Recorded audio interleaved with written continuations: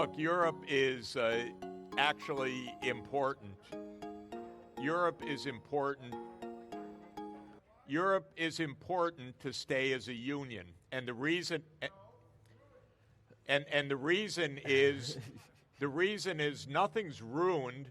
You try to fix things. That's the most important thing. You could look at the UN and say, well, that's a failure.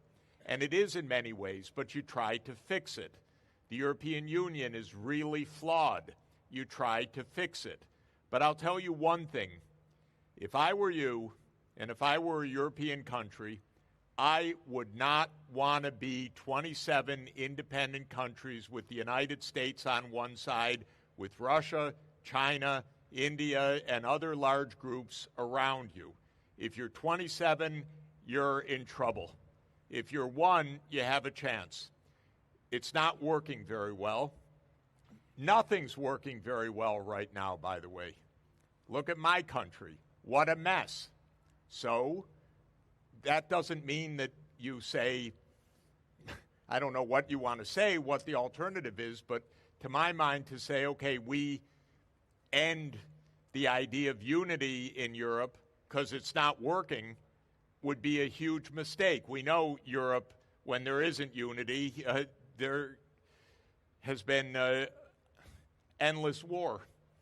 The idea of the European Union is to keep the peace within Europe and to protect Europe in a global context. It remains extremely important in my view. But the general argument that when things don't work, you end them is a wrong argument. When things don't work, you fix them. You diagnose them. You try to figure out what is wrong. And that's what at least I try to do. So I try not to give up. I try to figure out what's right, what's wrong, what's working, what needs to be adjusted.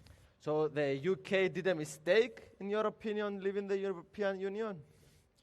Yeah, I thought, as I told my wife, who's here someplace, we love Sonia. Let's give it up. Yeah. By the way, guys, I met his wife, and this is what we say. Behind a great man, there is always a smart, powerful woman. She's Smarter. amazing. Smarter. So, as I was about to say, Sonia asked me the night before the Brexit vote, just so you know the authority with which I speak. And she said, what's going to happen? And I said, of course they're going to vote down Brexit. No way. So don't listen to me. Prediction is pretty tough, and I got that one wrong and many other things wrong. But if you ask me what should have been the vote should have been to stay in the Union. Britain is kind of disappearing before our eyes into a massive incompetency, economic decline. They can't keep the NHS working. It's a mess. So Britain did itself no favor by Brexit. And now, by the way, Starmer, who I don't much like, I have to tell you. Me as well. But in any event, he's trying to get back to Europe in countless ways right now, because Britain is seeing also on the security issues and so forth, we can't be separate. And so even in recent days, you see that Brexit put Britain itself into a terrible trap, and they made a mistake. It's going to take 20 years probably, and they'll reverse it. So it's better to be in the European Union, but we are a very small country, one of the smallest in the European Union. So we don't have so much power to change stuff in the European Union. So we have, there is 720 members in the European Parliament. We have 6. And also our president, out of the 27 with this small population, don't have so much to say. But we have some power. What we should be doing with our power and how we should be using our power in the European Union as a small country. Maybe I'll step back and say just a word about the United States, which is also in its own kind of crisis right now, and related to what you've asked me. because obviously we have a kind of broken constitution also, but actually we have at least a government that has functioned most of the time over the last couple hundred years. And the history of the United States is relevant for Europe in a way that I think is very important. And so if you give me just a minute to explain why. Like Cyprus, Britain, the United States, of course, was a British colony, and it got pretty sick and tired of being a British colony or British colonies by the mid-1770s. And in 1776, 13 independent colonies got together, drafted a Declaration of Independence with the great phrasing of Thomas Jefferson, and declared their independence. And the French came to the rescue of these 13 colonies, and the French basically defeated the British in 1778-79, and Britain said, okay, we're done with this in 1781, and went home.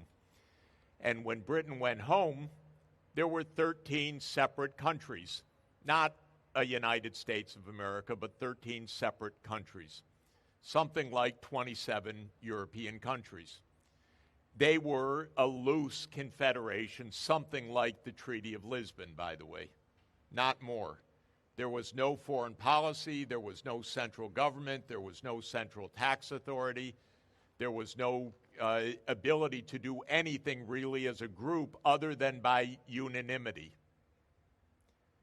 And that was called the Articles of Confederation. It looks not so far from the European Union model, in fact. And in the 1780s, it didn't work, not surprisingly, because now there were 13 independent countries. They couldn't agree on anything. They couldn't raise taxes to pay off the debts from the war that had just taken place.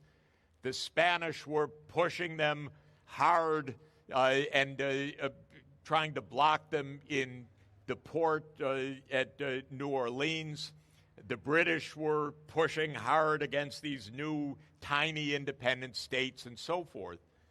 And 6 years after independence, they got together and said, this is not working. Actually, one really clever guy wangled the rest of them to a meeting in Philadelphia.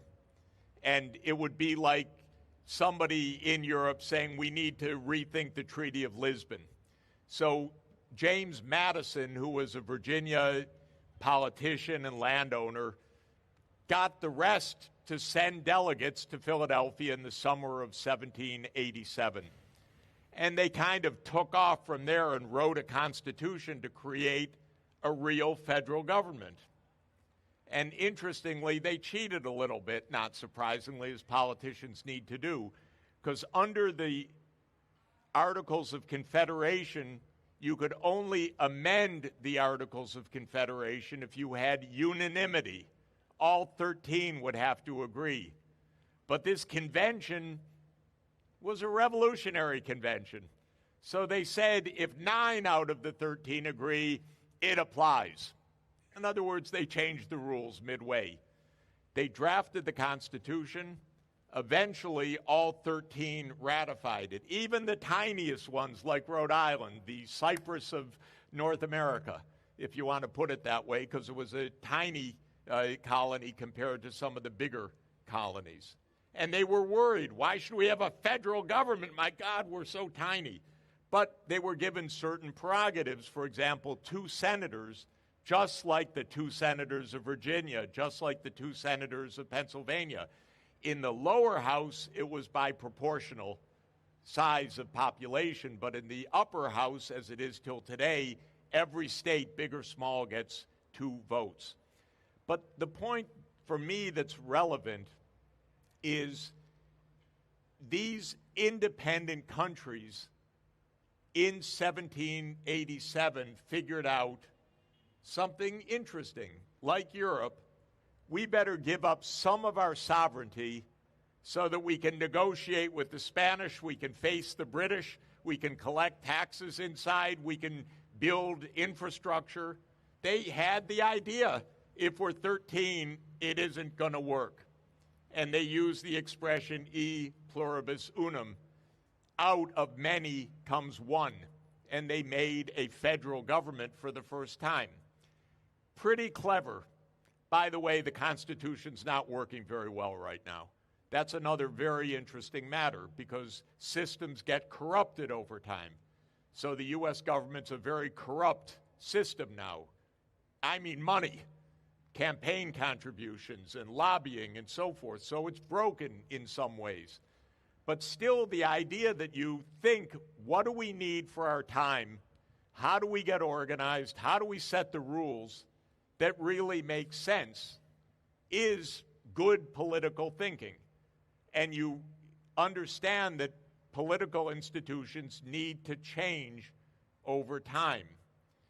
I'm in favor of a UN convention like the Philadelphia Convention. So in 1787, 13 independent countries said we better create an effective government.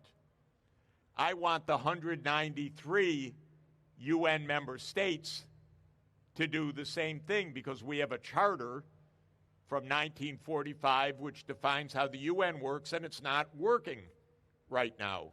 It's not keeping the peace. It's not playing its effective role. It's broke. It has no money. It's a little bit like the Articles of Confederation. When you come to Europe, Europe isn't working either in a very effective way. Now, we have a lot to talk about on that because views will differ on that. But my view is you need more Europe, not less Europe. This is very paradoxical for people. If it's not working, why do you want more, you idiot?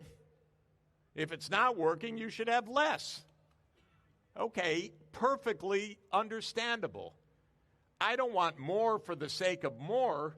I want more because you need something more, in my opinion.